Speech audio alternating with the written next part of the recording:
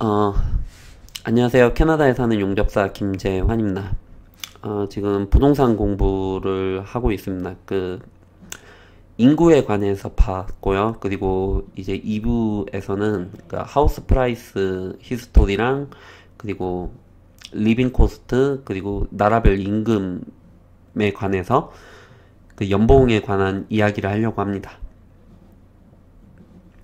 일단은 하우스 프라이스의 그래프를 조금 이제 볼게요. 뭐 트레이딩 이코노믹이라는 사이트에서 본 건데 이제 사우스 코리아부터 먼저 보여드리면 이와 같습니다.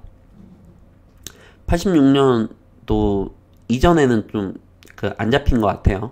이제 데이터에 뭐 어찌되었든 뭐 이때부터 해가지고 쭉 이제 올라가고 여기에서 이제 한번 주춤해서 내려오고 그 다음에 이제 계속 정체되다가 이제 다시 또 계속 올라간 거예요. 올라가고 여기에서 한번 꺾였죠. 최근 1년 동안.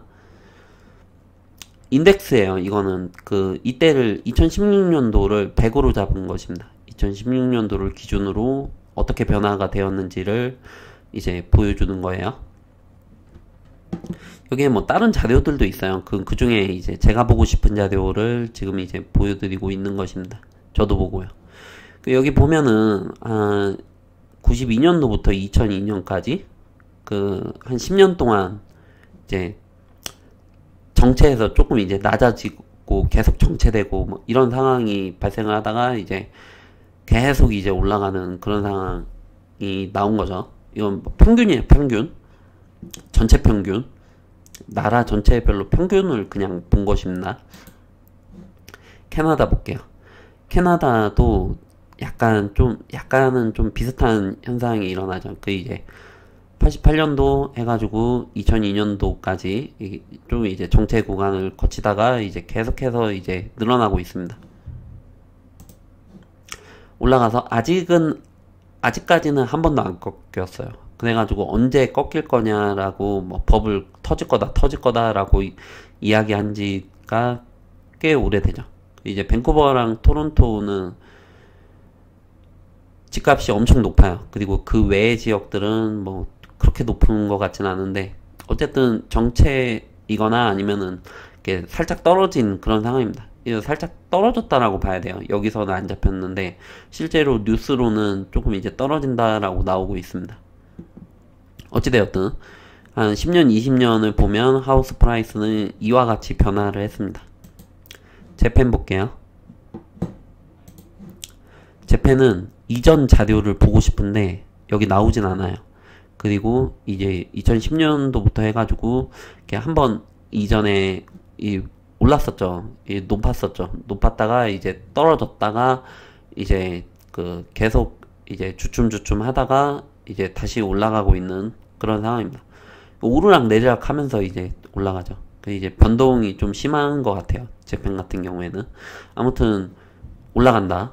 이제 정체될 때는 한 10년씩 가기도 하고 올라갈 때는 지금까지 이렇게 쭉 올라갔는데 앞으로는 어떻게 될지는 또 모르는 이야기인 것 같아요. 저도 그게 알고 싶어가지고 지금 데이터를 계속 이제 보고 있는 거거든요. 자, List of countries by home ownership rate라고 되어 있습니다. 출처가 어딘지 출처를 좀 알고 싶은데 아무튼 뭐 위키피디아에 올라와 있는 내용이에요.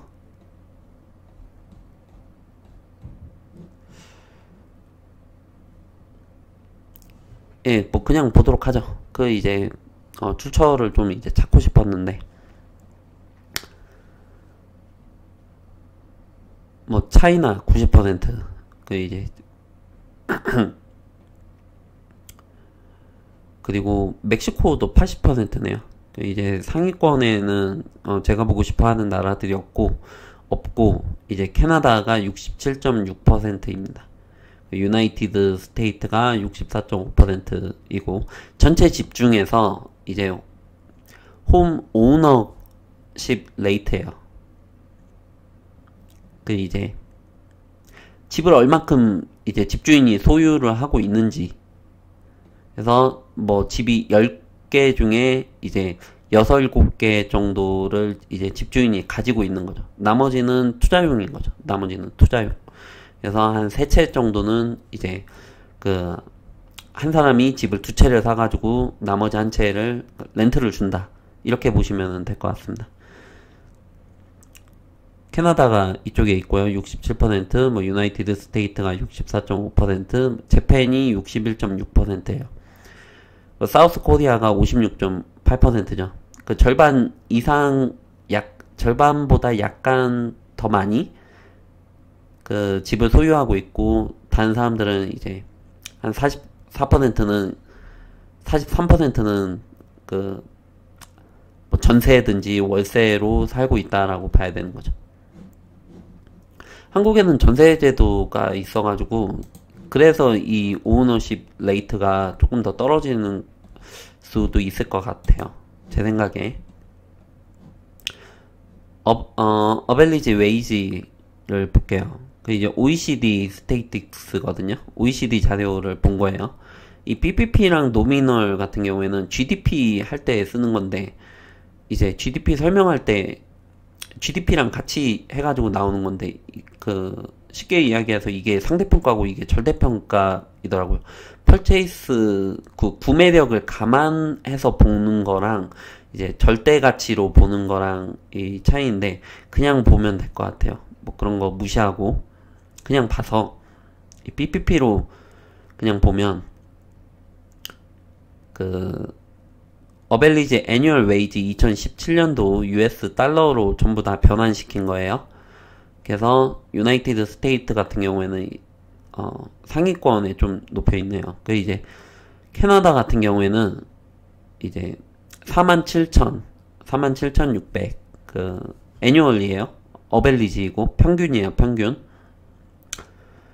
그리고 이제 재팬은 4만, 그리고 사우스 코리아는 35,000이네요. 그 3만 불 넘은지도 뭐 그렇게 오래 안 된 것 같은데, 뭐 어쨌든 뭐 절대 그 PPP로 이야기를 하죠. PPP로 그냥 단순하게 뭐 어쨌든 35,000이고, 그리고 재팬은 4만, 그리고 캐나다는 47,000이다. 이렇게 보시면 될 것 같고요. 멕시코는 엄청 낮네요. 평균이. 아무튼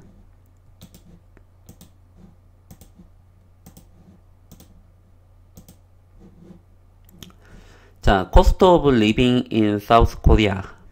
Cost of living in South Korea is 16% higher than in Canada. 캐나다보다 그 생활비가 16.44%가 높다라는 거예요. 여기에 따르면, 이 웹사이트에 따르면. 그리고 렌트는 사우스 코리아가 24.19% 로얼이라는 거예요. 캐나다랑 비교를 했을 때 그런 거예요. 무슨 얘기인지 아시겠죠? 임금은 캐나다가 조금 더 높았죠. 그 아까 보여드렸다시피 한 10,000불 정도가 더 높았던 것 같아요. 그 리빙 코스트 같은 경우에는 이제 그 사우스 코리아가 캐나다보다 16% 더 높다. 렌트비는 좀 더 낮다. 이렇게 보시면 되고, 이거는 코스트 오브 리빙 인덱스 바이 컨트리거든요.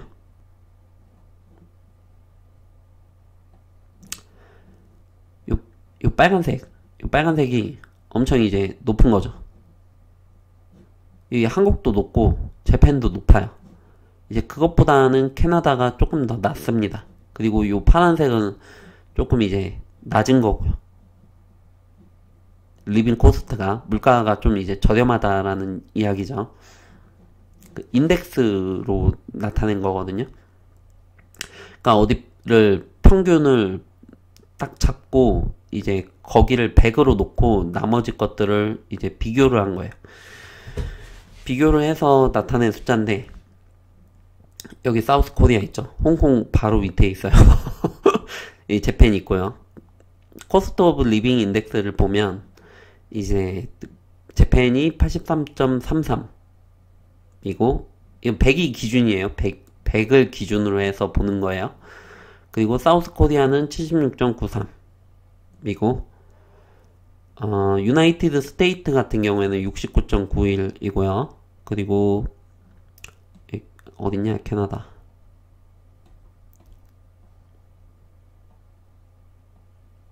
예, 여기 있네요. 예, 65.01입니다. 65.01. 그리고 코스트 오브 리빙 플러스 렌트 인덱스를 보면 그 이제 조금 이제 사우스 코리아가 좀 낮아지죠.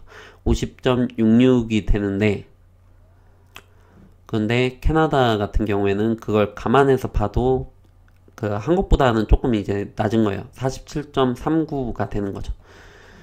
그리고 글로서리 인덱스 같은 경우에는 그 이제 먹을 거 이제 89.70이에요. 꽤 높은 거죠. 사우스 코리아가. 그리고 캐나다가 62.37입니다. 그 레스토랑도 한번 볼까요? 사우스 코리아가 44.84이고요. 그리고 재팬도 글로서리가 좀 높네요. 높고 48.75 레스토랑이. 그리고 캐나다는 61.81인 거죠. 그래서 레스토랑은 캐나다가 좀 높은 편이고, 뭐 글로서리랑 그리고 렌트는 한국이 조금 이제 낮은 편이고, 어쨌든 뭐 전체적으로 쳤을 때 코스트 오브 리빙 인덱스가 그 전체 평균으로 봤을 때 사우스 코리아가 9위, 그리고 재팬은 6위, 그리고 홍콩은 8위, 그리고 캐나다는 25위인 거예요. 그림으로 보면 이와 같습니다. 빨간색이 엄청 이제 높은 거죠. 노르웨이가 좀 높죠. 그리고 아이슬란드 높고,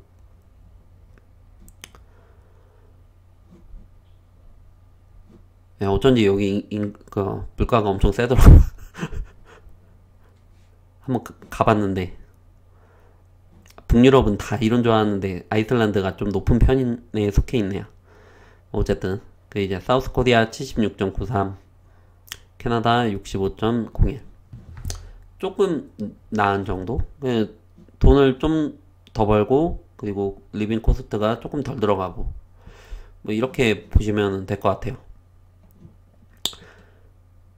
이거는 세금을 넣고 안 넣고, 뭐 의료 비용 같은 경우에는 또 이야기가 또 달라지고 이런 거라서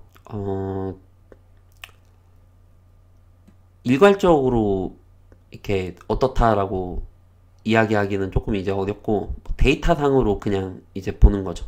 어떤가 해가지고 세금을 좀 이제 감안을 하면 아무래도 근데 그거는 또 거꾸로 세금 같은 경우에는 또 어딘가에 또 사회복지나 뭐 이런 부분에서 또 공공자금으로 쓰이게끔 되는 거니까,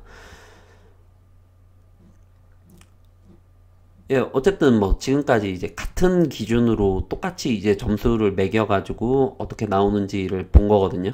그리고 한국 같은 경우에도 뭐 서울이냐 아니냐에 따라서 차이가 좀 많이 나죠. 캐나다도 뭐 밴쿠버랑 토론토랑 그 외의 지역들이랑 완전히 이제 이야기가 다른 거고. 이제 그런 거를 이제 조금 이제 감안을 하셔서 뭐 전체 평균으로 잡는 거니까 이제 그런 점을 감안을 해서 보시면은 좋을 것 같습니다. 지금까지 들어주셔서 감사하고요. 도움이 되셨으면 좋겠습니다. 감사합니다.